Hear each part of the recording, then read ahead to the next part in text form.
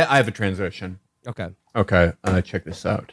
Seems like everyone today is buying slaves, but it also seems like the Qatar soccer team should have bought some soccer playing slaves.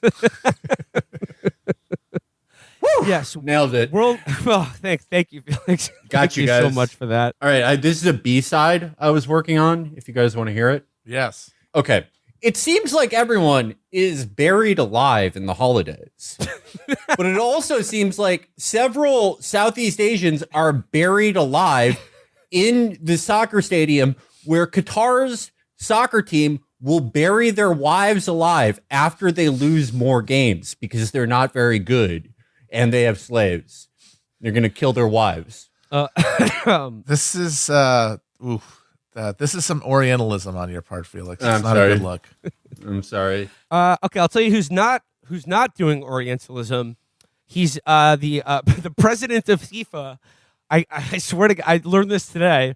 The president of FIFA is a guy named Gianni Infantino. Yeah, Johnny Baby. Johnny Baby. Hey, Johnny Baby. So yeah, he did a Cuomo thing. I think this is just something that like all Italians do when they're in positions of power. I think the Medicis did this. When they would get yelled at, they would do this. They would be like, I have the plague. Yeah, Machiavelli's The Prince has a whole chapter about this, about how when a prince gets yelled at too much, he says his stomach hurts, and people can't be mean to him. Yes, he is not doing Orientalism. He is doing a Cuomo-ism. So from Johnny Baby, he says at a press conference, "Today I feel Qatari. Today I feel Arab. Today I feel African. Today I feel gay. Today I feel disabled. Today I feel a migrant worker." These were I bet he does. These are migrant worker. These are the new lyrics to Smashing Pumpkins today. They've updated them. They've gone woke. Today I feel gay.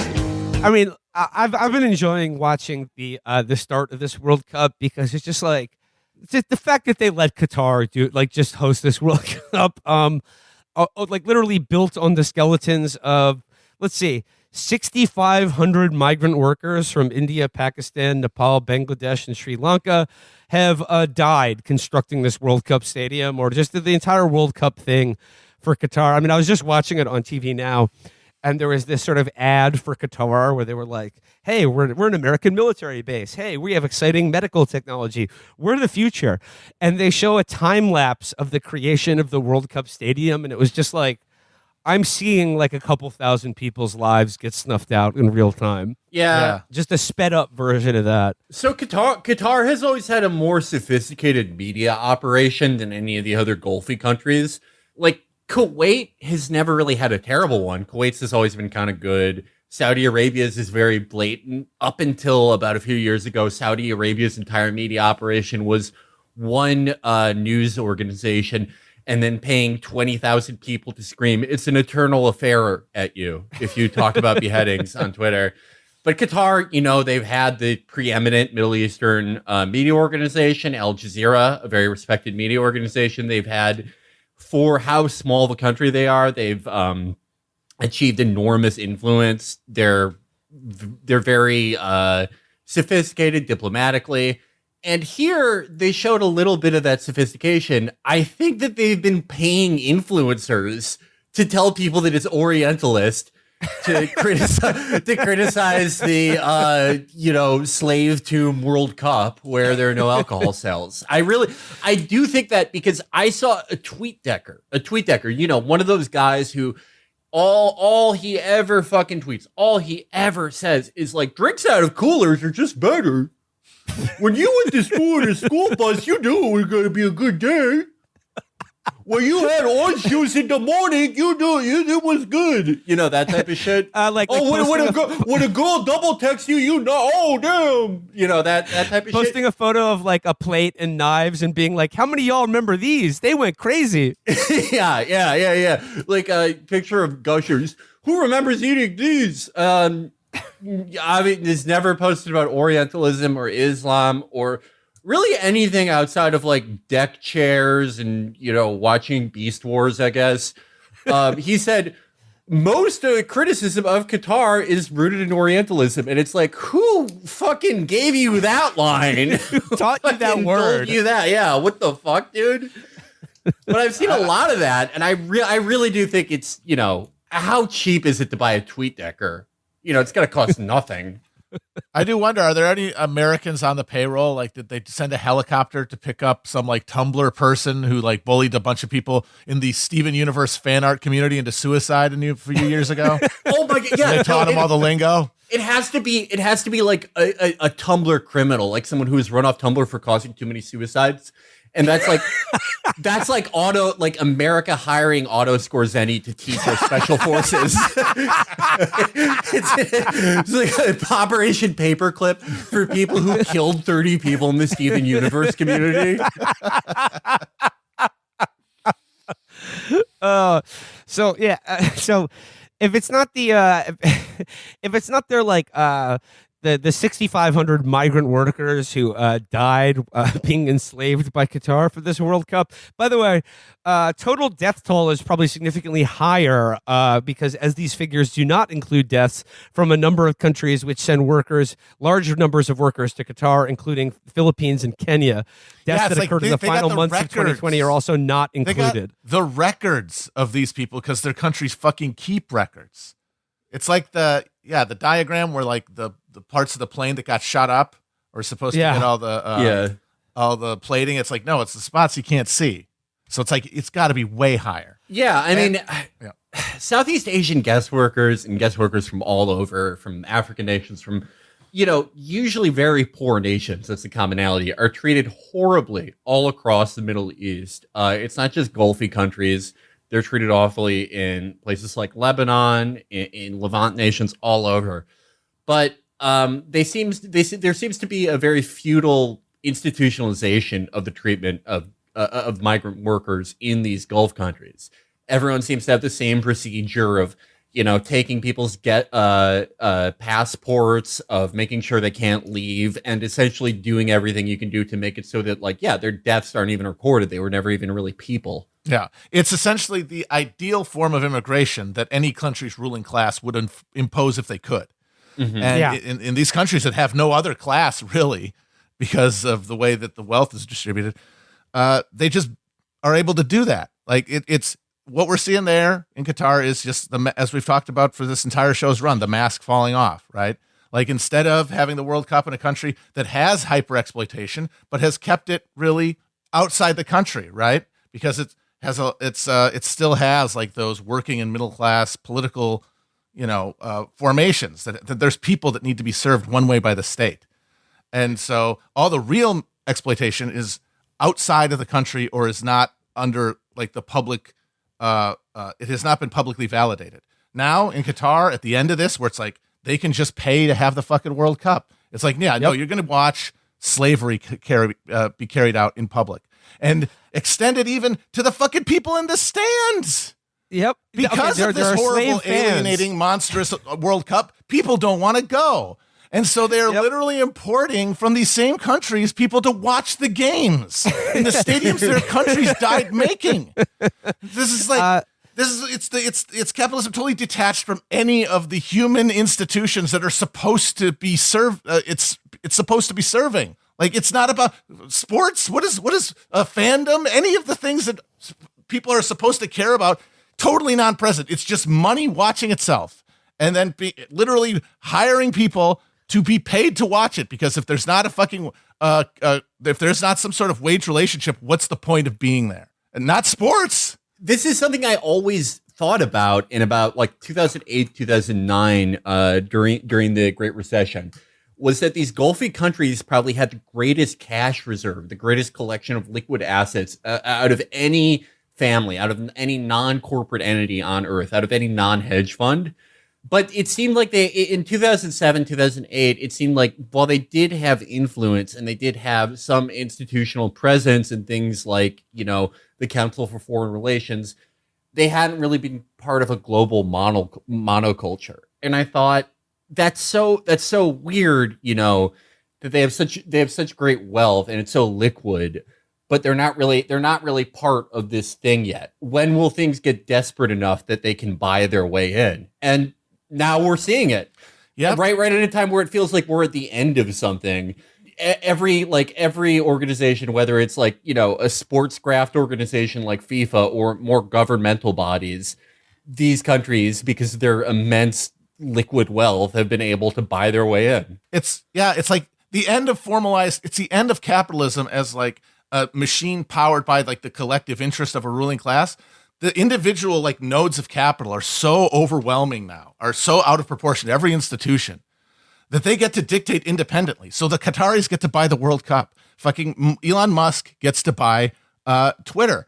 And the things this money is supposed to facilitate, sports, communication, are totally obliterated by the individual psychotic interest of this small group of weirdos in the Gulf or this one psycho in America. And we're just at the point where the system is deteriorating because even at the top, these things are able to operate independently of any greater interests, socially, that would keep the system going. Like it's the termites eating into the fucking thing. I mean, and every institution is just being destroyed by them. FIFA, corrupt, disgusting, nobody trusts it. American colleges, to have a little. Oh my God. Little segue here. FanDuel. Caesars. The University of Wisconsin, brought to you by FanDuel.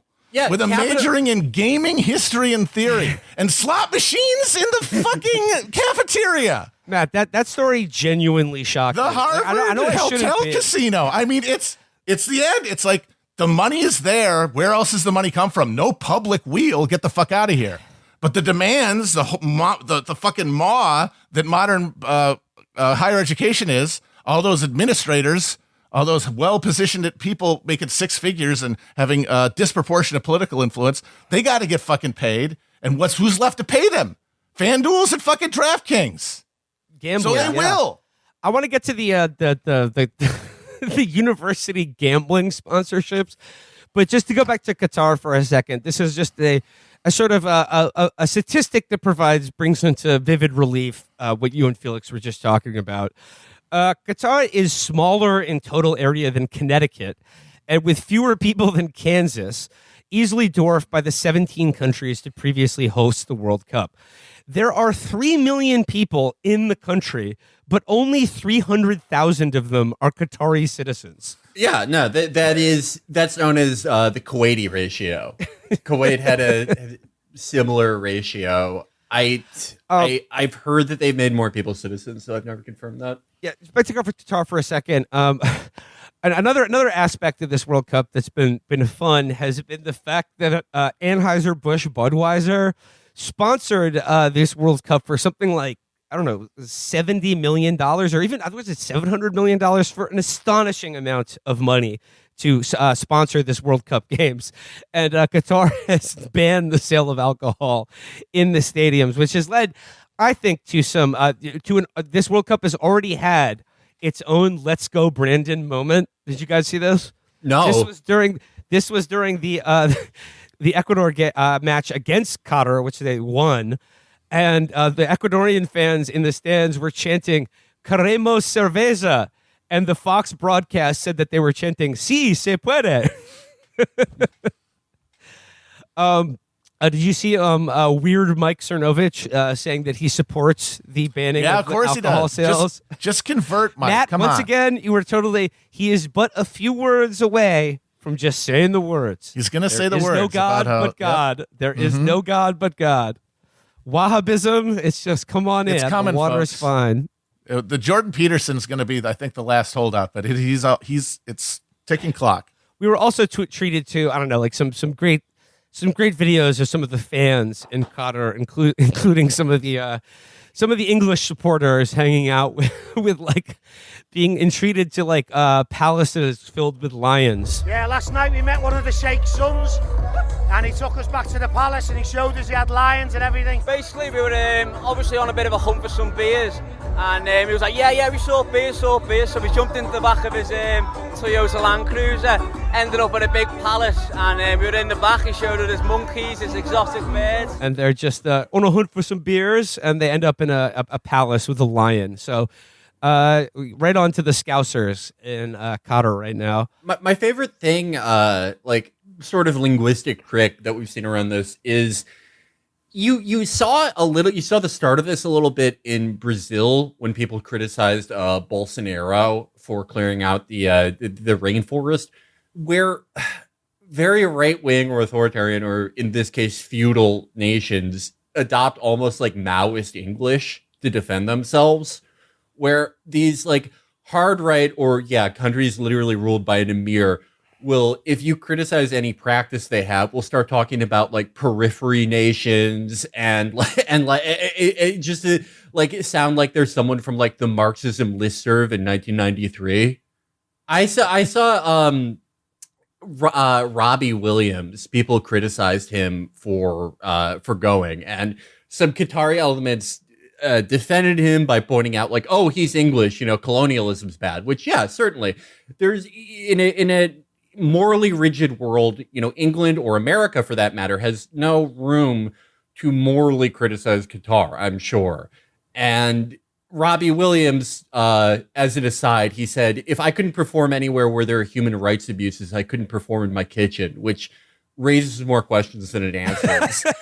But I think that defense is always so interesting to me, where they start talking about like colonialism and neo-colonialism and sometimes even like mental colonialism, because all of these countries, they're all part of the GCC, NATO, Council for Foreign Relations blob. Like they're all like just because you talk about colonialism, you're still part of that thing. You still are partners with America. There's still an American military base here. You still shared goals with American intelligence in Syria.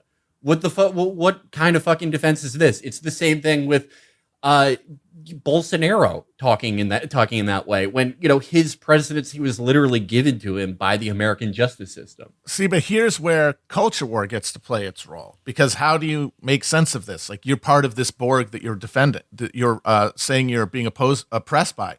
How are you being oppressed when you're a part of it? Culturally, like the global homo is imposing this behavioral standard on you. And then you get to, even though you're part of this machine and you're a monstrous thugocracy that just has no real democracy, any of the things that you claim to respect, it at least holds on to a vision of like social order that is, based on coercion.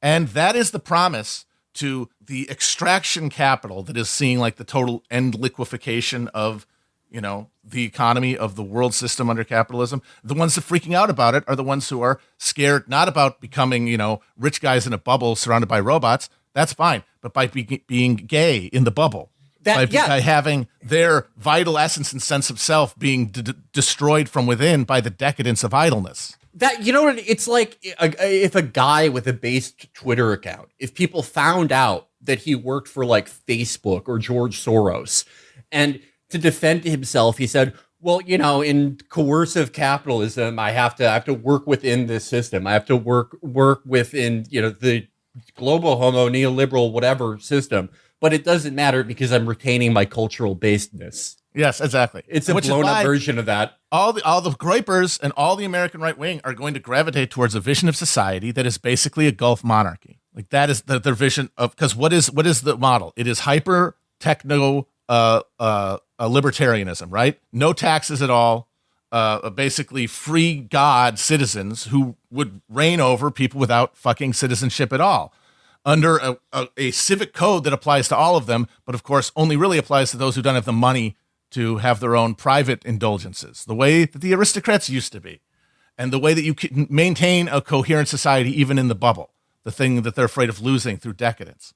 And so they're all going to adhere to that vision. Like, the big hump is going to get them to accept Islam, but I think it's inevitable, as we're seeing at the fringes. And that's like the thing that aligns every facet of capital that is like imagining itself in insurgent resistance to globo homo. Like, that is the vision they're in their heart, even if they don't know it, that they're moving towards.